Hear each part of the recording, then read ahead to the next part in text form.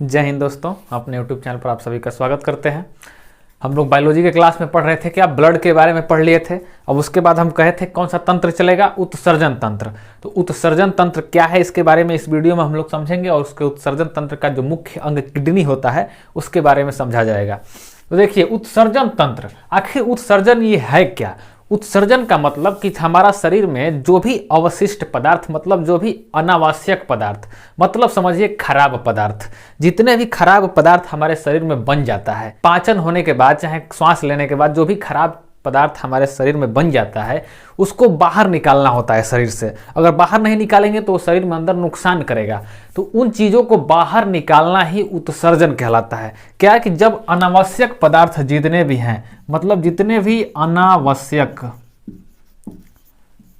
पदार्थ, मतलब खराब पदार्थ को बाहर निकालना,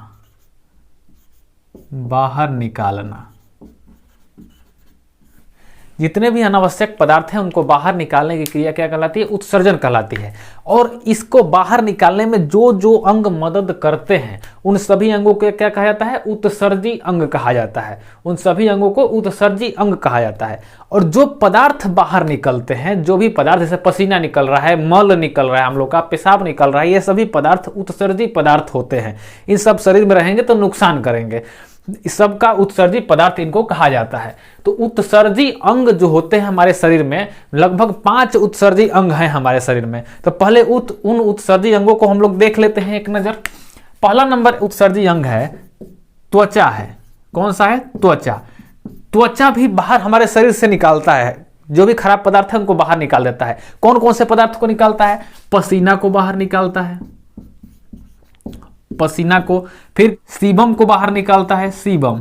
अब पूछिएगा कि सीबम कौन सी है, तो तैलीय पदार्थ कुछ होते हैं हमारे शरीर में, उन सबको बाहर निकाल दिया जाता है। जब आप सुबह उठेंगे ना तो आप देखेंगे कि नाक के ऊपर कुछ चिपचिपा पदार्थ दिखेगा आपको। चाहे कभी कभी इसको नाक को दबाएंगे तो कुछ चिपचिपा पदार्थ आपके शरीर से बाहर आता है, उसको सीबम कहा जाता है। उसको, या नमक को बाहर निकालता है। जो नमक अधिक हो जाता है हमारे शरीर में उसको त्वचा बाहर निकाल देता है। ये कब पता चलता है? गर्मी के दिनों में जब पसीना होता है और आप ब्लैक कलर का शर्ट पहनेंगे या गाढ़ा कलर का कोई भी शर्ट पहनेंगे ना, तो उस पर जब पसीना सूखने के बाद उजला उजला सफेद बच जाता है। तो क्या है, पसीना का पानी उड़ जाता है और जो नमक होता है वो उस शर्ट पर बच जाता है। अब देखिए, दूसरा उत्सर्जी अंग कौन है? तो ये क्या हो गया? उत्सर्जी अंग हो गया। और ये सब चीज क्या हो गए? उत्सर्जी पदार्थ हो गए। इस क्रिया को क्या कहा जाएगा? उत्सर्जन। अब दूसरा उत्सर्जी अंग क्या होता है? फेफड़ा होता है, फेफड़ा।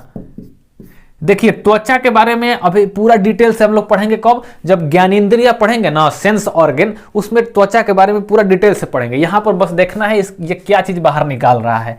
फेफड़ा देखिए, फेफड़ा भी बाहर निकालता है। क्या बाहर निकालता है? CO2 को बाहर निकाल देता है जब श्वसन क्रिया हो जाती है तो। उसके बाद वाष्प, जल वाष्प को भी बाहर निकालता है, वाष्प को भी बाहर निकालता है। ठंडा के दिन में देखेंगे तो जब करते हैं तो बाहर क्या निकलता है? ठंडा के दिन में देखेंगे कि जल के कण बाहर निकल रहे हैं, जलवाष्प बाहर निकलता है।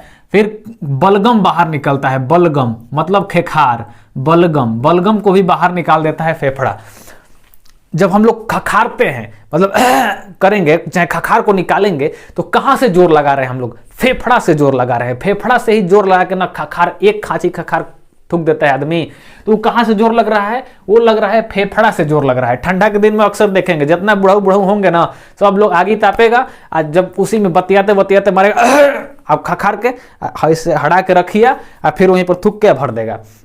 तो ठंडा के दिन में आप देखेंगे तो फेफड़ा से बलगम भी निकलता है। चाहे खांसी सर्दी हो जाएगा, चाहे सर्दी हो जाता है तो जो नेटा निकलता है वो भी कहां से आ रहा है? वो फेफड़ा से आ रहा है। वो क्या है? शरीर में के जो खराब पदार्थ है उसको बाहर निकाल दिया जा रहा है।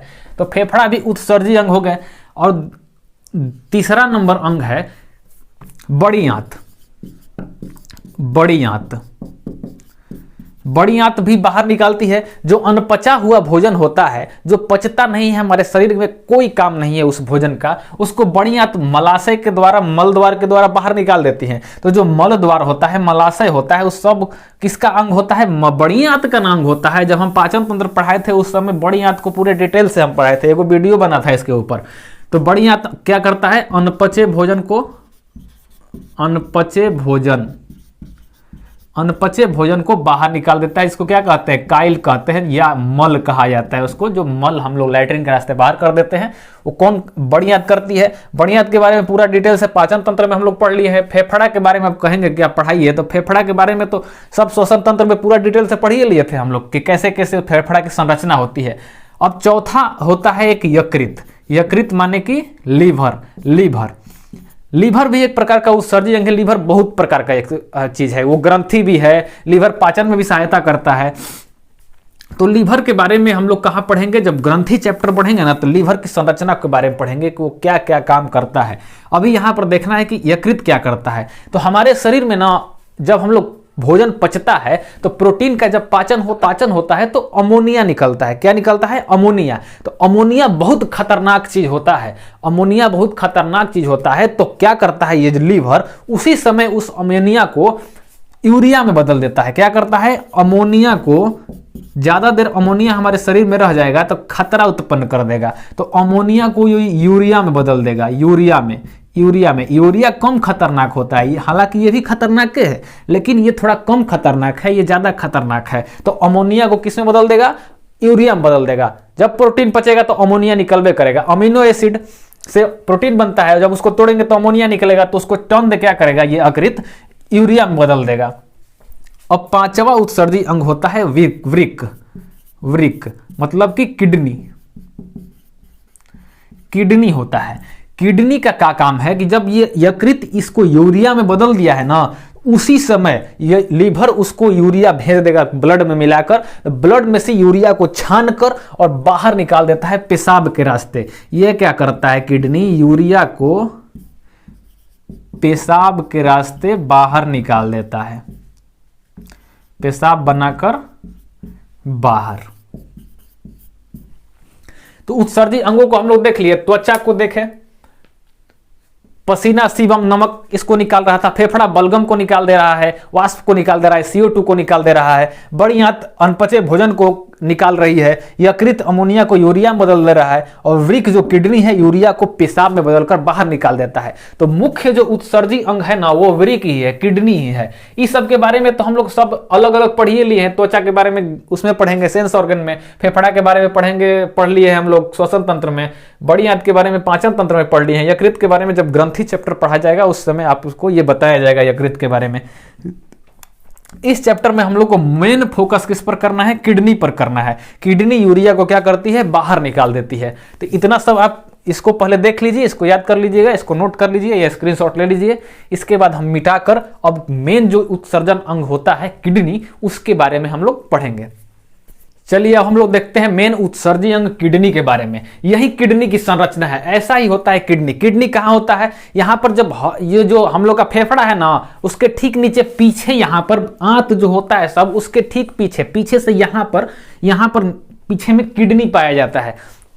किडनी का काम है कि आप यूरिया को ये पेशाब के रास्ते बाहर निकाल देता है खून में से छानकर।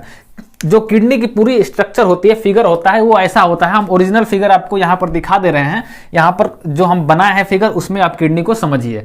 तो देखिए ये जो होता है हमारे शरीर में 2 ठो किडनियां होती हैं। कितनी किडनियां होती हैं हमारे शरीर में, 2 किडनियां होती हैं। ये किडनी के ऊपर जो ये दिख रहा है ना भाग, ये है अधिवृक्क। इसको क्या कहते हैं, अधिवृक्क। एड्रिनल ग्लैंड है ये, अधिवृक्क है, अधिवृक्क। ये एक प्रकार की ग्रंथि है जो इस दोनों किडनी के ऊपर लगी होती है। ये एक प्रकार की ग्रंथि है। इसको कहां पढ़ेंगे, ग्रंथि चैप्टर में पढ़ेंगे। मेन ये दोनों किडनियां हैं। ये क्या है, यही है वृक्क, यही है वृक्क, मतलब यही है किडनी। और ये क्या है, ये जो है जब यहां से पेशाब छान लेता है खून में से, जब यूरिया छान लेता है किडनी, तो ये नली से यहां पर भेजता है। तो ये जो नली है इसको कहते हैं हम लोग मूत्र नली। इसको क्या कहेंगे, मूत्र नली। मूत्र नली, इंग्लिश में इसको यूरेटर कहा जाता है, यूरेटर। ये क्या है, किडनी है,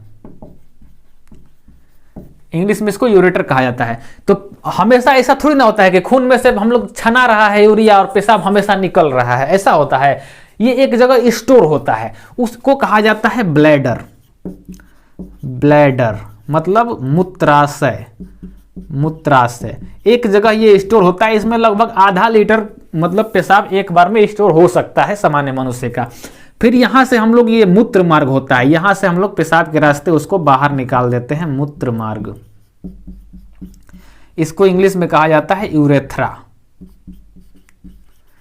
यूरेथ्रा से क्या करते हैं हम लोग, पेशाब से बाहर निकाल देते हैं। तो किडनी की संरचना को आप दिमाग में रख लिए, फिगर को देख करके उसको दिमाग में हटा दीजिए। ये जो किडनी के ऊपर लगा होता है उसको अधिवृक्क कहते हैं। ये जो दो किडनियां होती हैं इसको वृक्क कहा जाता है।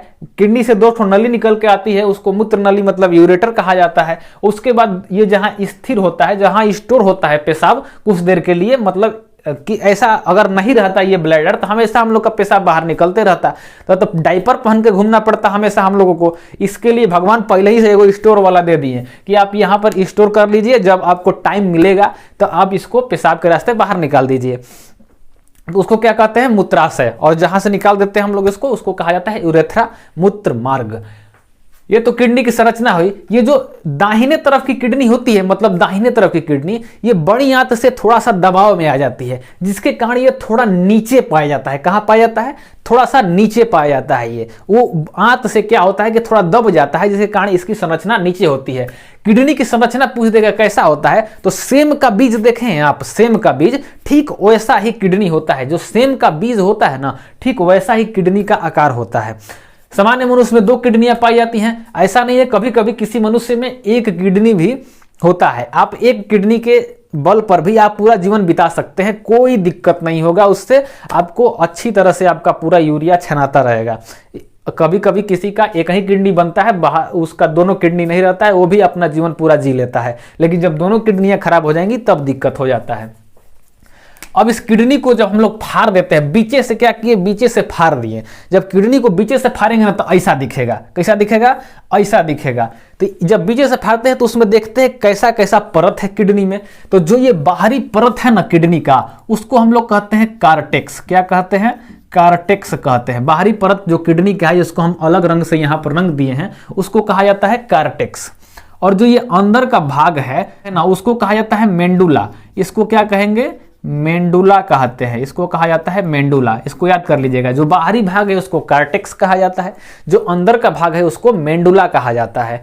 और जो ये प्रवेश द्वार होता है ना किडनी का, जहां से देखिए यहां से ब्लड आया और इसमें इंटर करेगा, तो जो ये प्रवेश द्वार है इसको कहा जाता है रेनल हाइलम।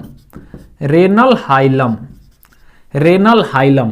यहां पर सबसे अधिक यूरिया होता है। यहां पर अगर हम अमोनिया का घनत्व चेक करेंगे ना, यहां पर हम लोग अमोनिया का घनत्व चेक करेंगे तो सबसे अधिक होगा। कहीं अधिक होगा, यहां से इतनी दूर में ब्लड गया जहां पर अमोनिया पूरा भरा हुआ था, और यहां से यहां पर फैल गया, उसके बाद छनाने लगा, तो सबसे अधिक अमोनिया तो यहीं पर ना देखने को मिलेगा। सबसे अधिक अमोनिया, सबसे मतलब यहां पर लिख दीजिए, यहां अमोनिया की मात्रा अधिक होती है, अमोनिया।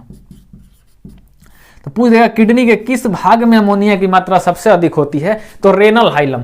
देखिए जैसे मान लीजिए कोई बड़ा सा गेट है, मतलब मान लीजिए मंदिर का परिसर है और वहां पर एक गेट है और मंदिर के पूरा अंदर ग्राउंड है और मंदिर है, तो जब मेला लगेगा तो सबसे अधिक भीड़ आपको कहां देखने को मिलेगा, सबसे अधिक भीड़ आप देखेंगे मंदिर के गेट पर, जहां से हजारों संख्या में आदमी जा रहे हैं आ रहे हैं, तो गेट पर हमेशा भीड़ रहेगा। अंदर जाने के बाद तो सब भीड़ फैल जाता है। उसी प्रकार यहां पर है, जब यहां एंट्री करेगा तो सबसे अधिक अमोनिया यहां पर रहेगी, उसके बाद तो अमोनिया फैल जाएगी। पंडाल में जब आप जाते हैं तो मेन गेटवे में ना भीड़ रहता है, भीतरिया तो आदमी फैल जाता है, फिर से वहीं यहां पर बात हो पाता है कि रेनल हेलियम जो इसका प्रवेश द्वार है, वहां पर अमोनिया की मात्रा सबसे अधिक होती है। इतना हम लोग किडनी की संरचना को देख लिए बीचे से फाड़ करके। अब हम लोग किडनी के बारे में कुछ जानकारी ले लेते हैं। किडनी क्या करता है, यूरिया को छानता है, यूरिया को छानता है।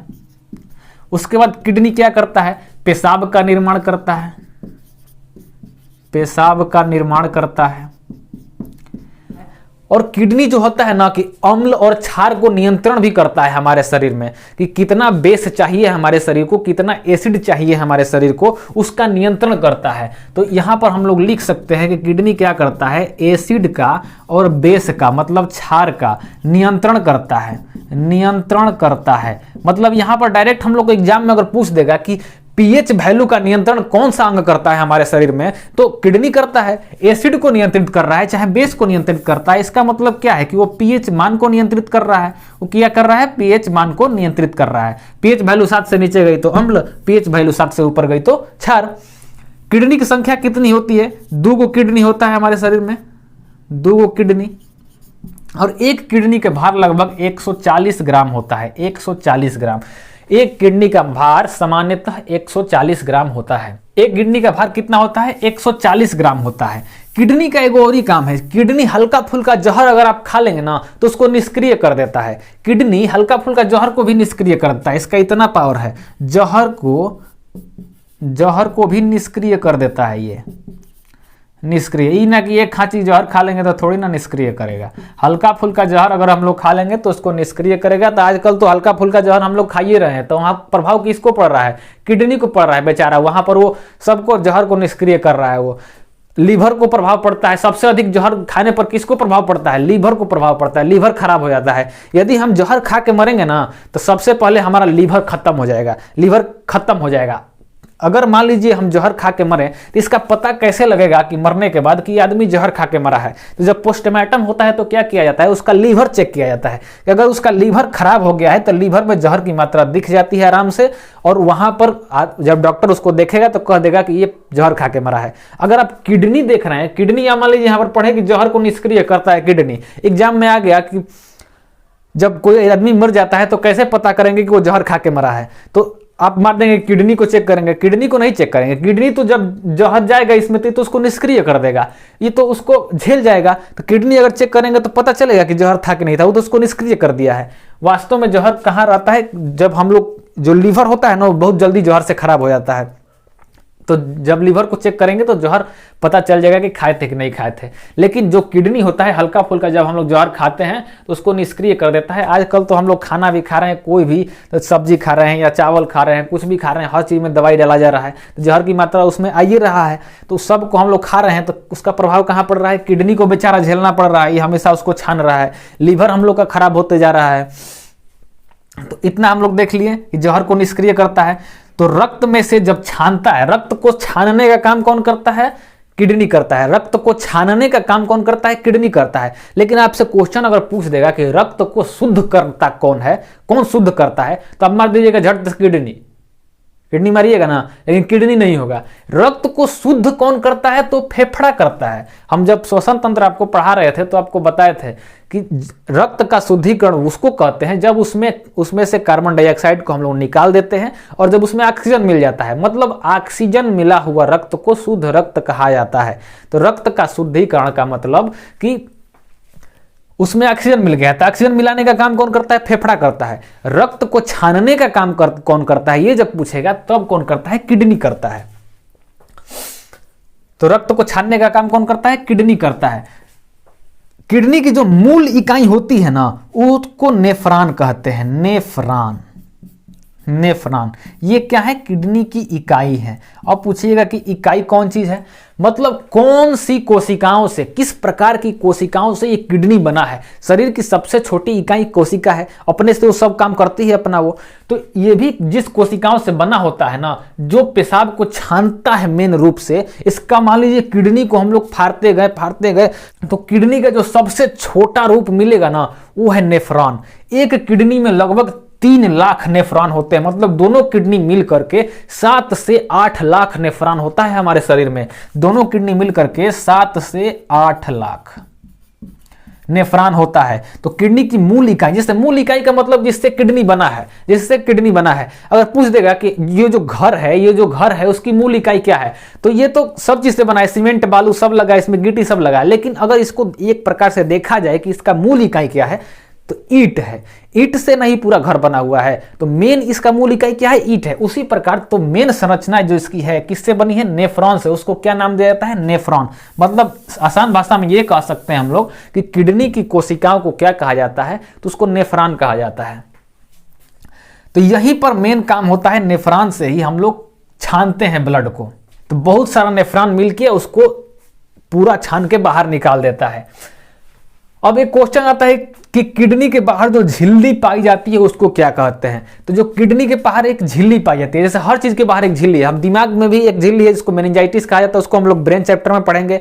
जब हम लोग दिल पढ़ रहे थे हृदय, तो हृदय के बाहर भी एक झिल्ली थी, आपको याद नहीं होगा, उसको हम बताए थे पेरियोकार्डियम। पेरियोकार्डियम, तो पेरियोकार्डियम उसकी झिल्ली थी। फेफड़ा के बाहर भी एक झिल्ली है जिसके अंदर फेफड़ा पैक है, तो उस झिल्ली को क्या कहते हैं हम लोग? प्लूरा मेम्ब्रेन कहते हैं। उसी प्रकार इसके जो किडनी की झिल्ली होती है उसको कहा जाता है पेरिटोनियम।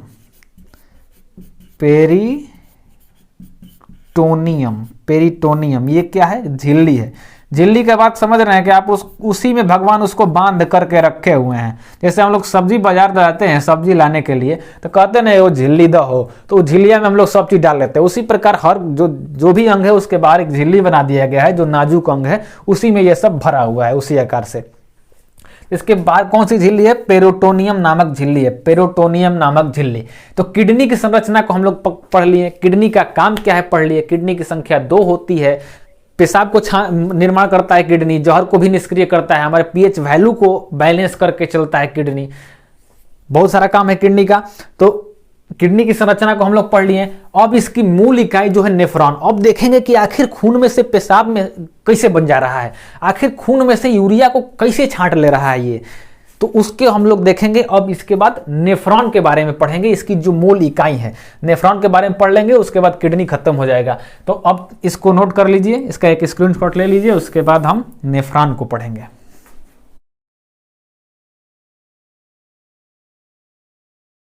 चलिए तो अब देखा जाए नेफ्रॉन को। तो जब किडनी के मूल इकाई जो है उसको 8 लाख होता है। किडनी का मूल इकाई हमारे शरीर में कितना होता है?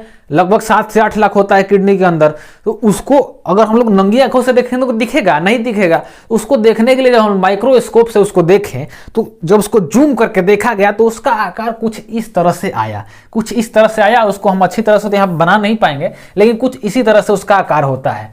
अब इसके भागों को हम लोग देखते हैं। तो ये जो पहला भाग है ना, ये जो आपको गुच्छा के समान दिख रहा है, इसको कहा जाता है ग्लोमेरुलस। ग्लोमेरुलस, इसको क्या कहते हैं हम लोग? ग्लोमेरुलस। इसको कहा जाता है ग्लोमेरुलस। उसके बाद का ये जो भाग है, ये जो आपको एक यहां पर कैप्सूल की तरह दिख रहा होगा, इसको कहा जाता है वोमेन कैप्सूल। क्या कहता है इसको? Woman capsule. कैप्सूल या इसी को कहा जाता है वोमन संपुट। हिंदी में क्या कहेंगे इसको? वोमन संपुट। उसके बाद एक नली का आकार का होता है। इस सब को मिलके क्या कहते हैं हम लोग? नेफ्रॉन कहते हैं। क्या कहते हैं? नेफ्रॉन। तो जो ये पहला भाग है उसको कहा जाता है ग्लोमेरुलस। दूसरा भाग जो यहां पर आपको दिख रहा है वो इस प्रकार की संरचना, उसको कहा जाता है वोमन संपुट। इन दोनों का काम क्या क्या है उसको हम लोग अब देखेंगे। तो जो ग्लोमेरुलस होता है ना, ग्लोमेरुलस, इसका काम देखिए। ये क्या करता है? जब यहां पर खून आता है ना, ब्लड, जब यहां पर ब्लड आता है तो वो ब्लड में से जो उसके कण होते हैं उसको छान लेता है। ब्लड में से क्या करेगा? ब्लड के कणों को छान लेगा, और उसके बाद जो भी ब्लड है उसको कह देगा तुम जाओ तुम जाओ तुम जाओ, तुम अपना काम करो। उसमें से जो भी कण है उसको छान लेगा। तो ब्लड में से कणों को छानता है। क्या करता है ये? रक्त में से जो कण होते हैं उनको छानता है, कण को छान लेता है, छानता है, और उसके बाद जो रक्त है उसको भेज देता है। कहता है कि तुम जाओ, तुम्हारा अब अंदर काम नहीं है। उसमें से क्या करेगा? जैसे यहां से जब ब्लड जाएगा ना, तो क्या करेगा? उसमें से जो भी कण मिल रहे हैं इसको सबको छान लेगा, और उसके बाद क्या करेगा? उस ब्लड को फिर अपने रास्ते में भेज। जो अब शुद्ध रक्त बचता है, जो भी अब शुद्ध रक्त बचता है उसको कहता है कि तुम जाओ, उसमें से कण को छान लेगा। ये किसका काम है? छाननी का काम कौन करता है? ये ग्लोमेरुलस। देखने में भी छन्नी जैसा लग रहा है। इस शुद्ध रक्त को क्या कर देगा? शुद्ध रक्त को वापस भेज देगा, शुद्ध रक्त को वापस भेज देगा। अब कहां जाएगा? जो भी कण छाना था ये, वो अब किसको भेजेगा? वोमन कैप्सूल को। किसको भेजेगा? वोमन संपुट को भेजेगा, वोमन संपुट को। अब वोमन संपुट को जब ये अपना छाना हुआ चीज भेजेगा ना, सब चीज छाना हुआ था, छान के किसको भेज दिया? वोमेन संपुट को। अब ये वोमेन संपुट देखा कि अरे मर्दई तो सबसे बकलोल है ग्लोमेरुलस। ये क्या किया है कि ब्लड में से सब चीज को छान लिया है, अच्छको चीजों को छान लिया है। ये प्रोटीनों को छान लेगा, कार्बोहाइड्रेटों को छान लेगा, जो विटामिन आया था वो भी छान लेगा। ये कहेगा कि हमको क्या दिख रहा है? हमको दिखा कि ये ब्लड का भाग नहीं है, सबको छान लो। ग्लोमेरुलस कहेगा कि हमको बस यही दिखा कि ये ब्लड का भाग नहीं है, सबको छान लो। ये सब चीज को छान लेगा। अब जब वोमन संपुट देखेगा, कहेगा कि ये तो महाबकलोल है, ये तो सब चीज को छान लिया है। जब विटामिन को, प्रोटीन को हम लोग शरीर के अंदर नहीं भेजेंगे तो शरीर चलेगा कैसे? चलेगा। और हम लोग कैसे चलेंगे? तो इसलिए अब इसको ये तो कहेगा कि हमारा का काम है, हमारा पास छाननी लगा हुआ है, हम सब चीज को छान लिया, अब तुम्हारा काम है तुम करो। तो वोमन संपुट इसमें से क्या करेगा, जो भी आवश्यक पदार्थ होते हैं ना, जो भी आवश्यक पदार्थ होते हैं, आवश्यक पदार्थ, उन लोगों का अवशोषण करता है, उन लोगों का अवशोषण करता है। अवशोषण मतलब एब्जॉर्प्शन करता है, एब्जॉर्प्शन। जब यहां से ये छान करके वोमन संपुट में भेज देगा तो वोमन संपुट देखेगा कि अरे मर्दे, ये तो प्रोटीनों को छान लिया है, विटामिनों को छान लिया है, कार्बोहाइड्रेटों को छान लिया है, सब चीज को छान करके हमको दे दिया है, तो हमको तो बस यूरिया छानना है ना। तो उसमें से ये क्या करेगा कि यूरिया को छानेगा नहीं, ये क्या करेगा कि उसमें से जो भी आवश्यक पदार्थ है ना, सबको सोख लेगा, सबको सोख लेगा, यूरिया को छोड़ करके सभी आवश्यक पदार्थ को सोख करके और शरीर में भेज देगा। तो सभी आवश्यक पदार्थ को सोखने का काम कौन करता है, वोमन संपुट करता है। कौन करता है, वोमन संपुट करता है। और फिर क्या करेगा, यूरिया को भेज देगा आगे, यूरिया को आगे भेज देगा, आगे भेज देगा। आवश्यक पदार्थ को कौन छान लिया, सोख लिया, ये वोमन संपुट सोख लिया। तो मेन छाननी का काम करता है कौन, ग्लोमेरुलस। यह छाननी का काम किया, लेकिन इसके छाननी में सब चीज फंस गया, यूरिया भी फंस गया, आवश्यक पदार्थ जो खाए थे हम लोग वो भी फंस गया। उसके बाद क्या करेगा वोमन संपुट, इसमें से सब चीज को सोख लेगा और यूरिया को आगे भेज देगा। उसके बाद नेफ्रॉन क्या करेगा, नेफ्रॉन आगे का जो रास्ता है वो क्या करेगा, वो इसको यूरिया को पेशाब बनाकर